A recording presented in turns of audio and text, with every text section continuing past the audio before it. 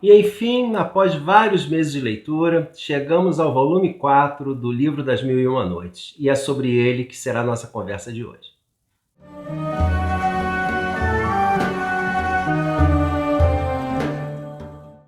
Olá pessoal, eu sou o Carlos, sejam todos muito bem-vindos ao canal literário Livros e E-Books e à nossa conversa semanal sobre livros.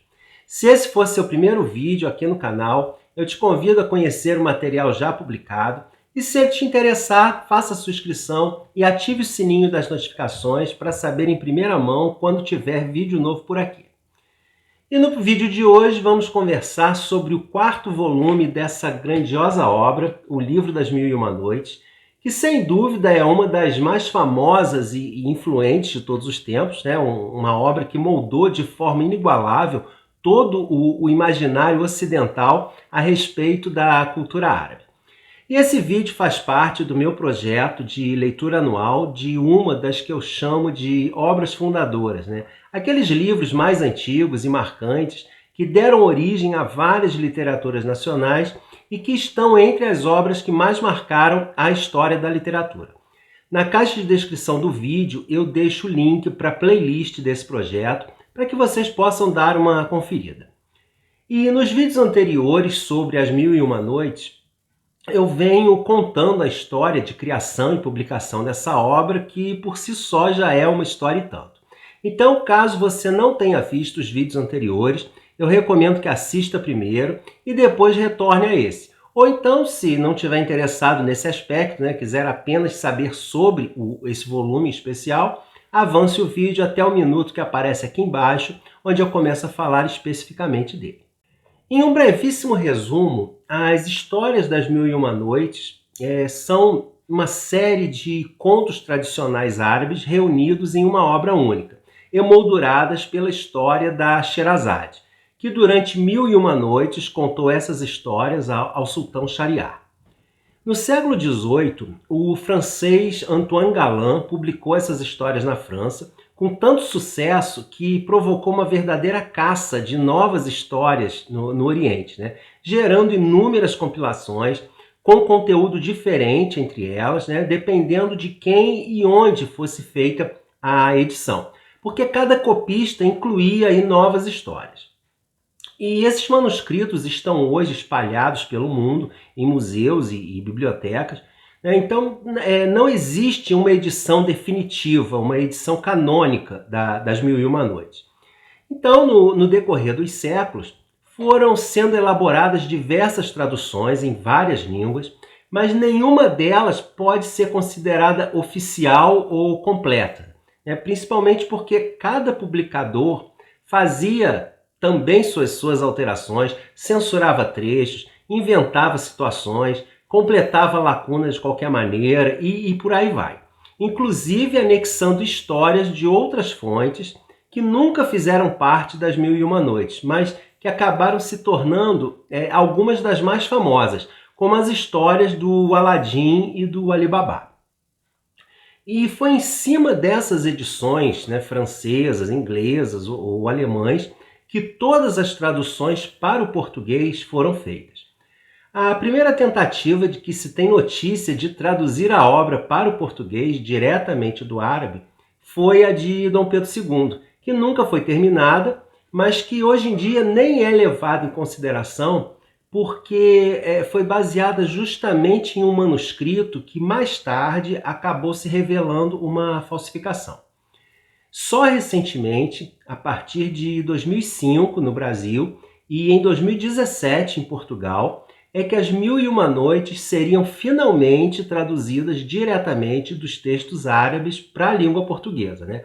Aqui no Brasil, com essa edição do Mamed Mustafa Jarouche, e em Portugal, também numa edição belíssima, em 3 volumes, pelo Hugo Maia. E essas duas traduções, né, tanto a brasileira quanto a portuguesa, são integrais, sem cortes, fiéis ao texto original, mas enquanto essa edição brasileira é mais acadêmica, né, cheia de notas explicativas, a edição portuguesa é mais enxuta, né, justamente tentando proporcionar uma leitura mais fluente. E aqui eu deixo a sugestão de entrevista do Jarushi no programa Literatura Fundamental, onde ele fala um pouco sobre o livro e o processo de tradução. Falando agora do volume 4, o núcleo fixo mais antigo, com 282 noites, que está presente em todos os manuscritos, hoje é denominado ramo sírio e compõe, nessa edição, os volumes 1 e 2. As demais histórias compõem o chamado ramo egípcio e podem estar ou não em algum dos manuscritos. As que aparecem com mais frequência, em mais de um manuscrito, estão no volume 3. E aqui no volume 4, o organizador colocou então as histórias restantes, as que aparecem apenas em um manuscrito, mais as histórias de Aladim e Ali Babá, que originalmente não faziam parte das Mil e Uma Noites. E ele dividiu o livro justamente levando em conta esses diferentes manuscritos, o que provoca também uma variação na numeração das noites, porque elas seguem a numeração constante no manuscrito de origem.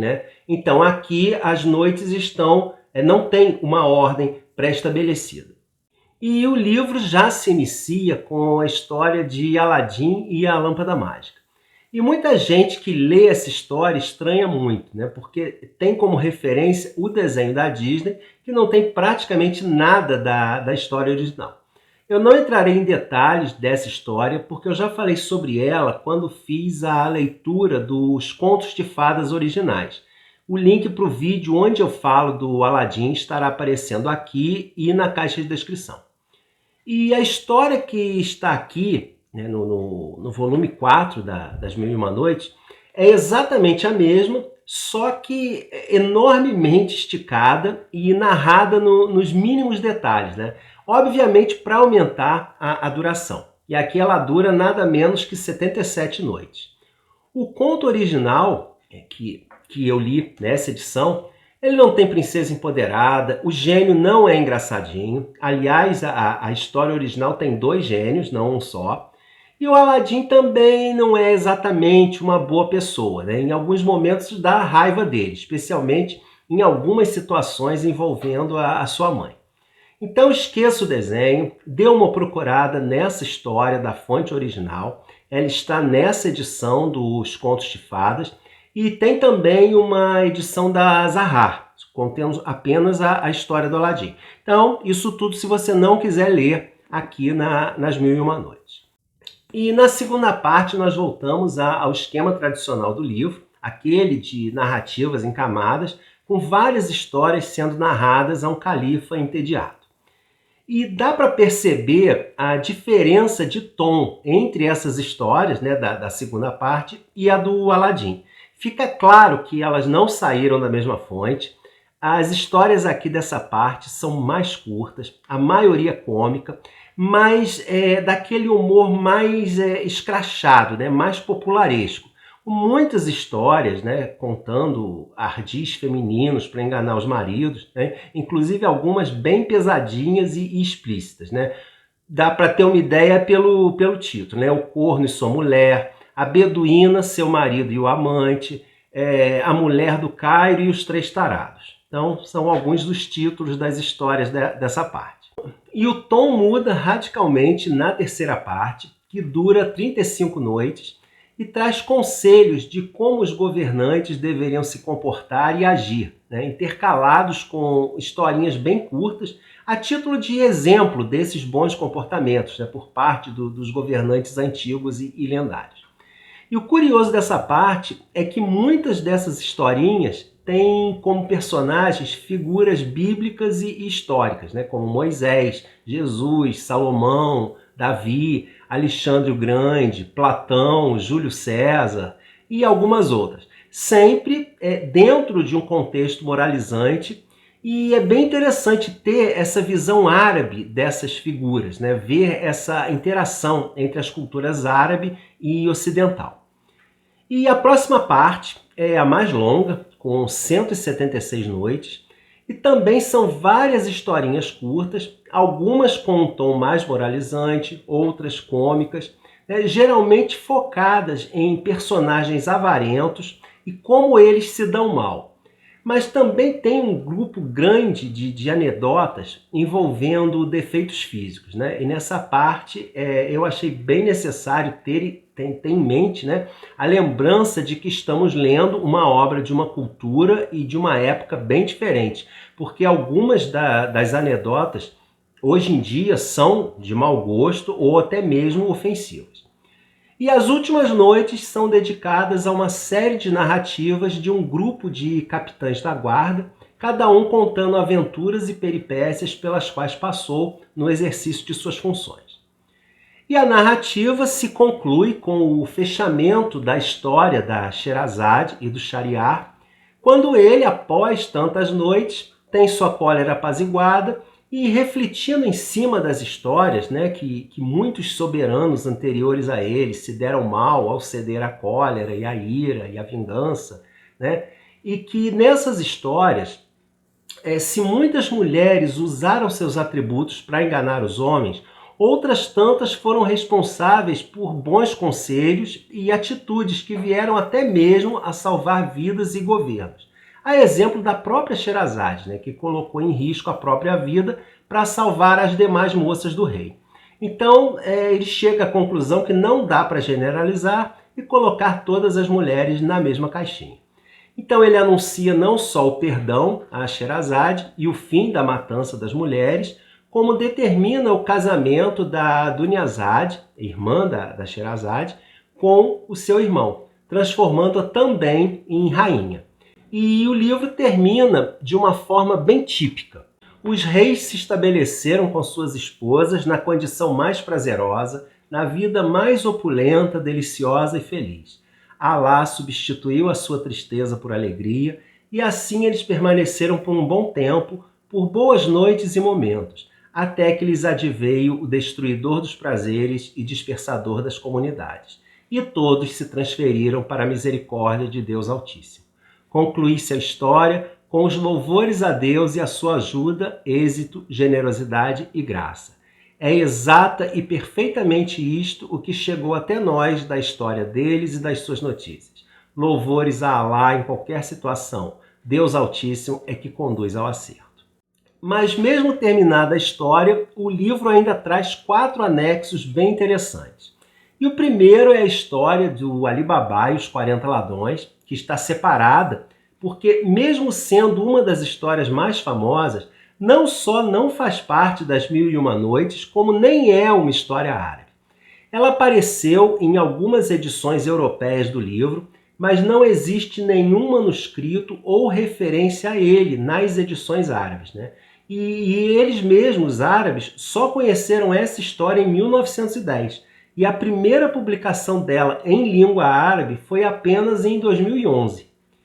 E até onde eu lembro, esse foi meu primeiro contato com a cultura árabe, porque eu tinha um livrinho com essa história quando eu era bem criança. Certamente foi uma das minhas primeiras leituras da vida. E logicamente a história era diferente, né? Porque essa aqui é bem violenta, né? Tem decapitação, tem esquartejamento, tem óleo fervente derramado na cabeça das pessoas, coisas assim bem suaves, né? E a trama geral eu acho que todo mundo conhece.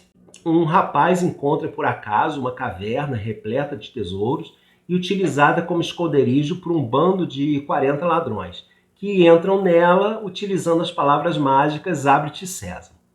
E ele acaba relatando o caso ao seu ambicioso irmão Cassim, que vai até o local e acaba morto pelos bandidos. E com seu segredo descoberto, os ladrões vão atrás do Ali Babá.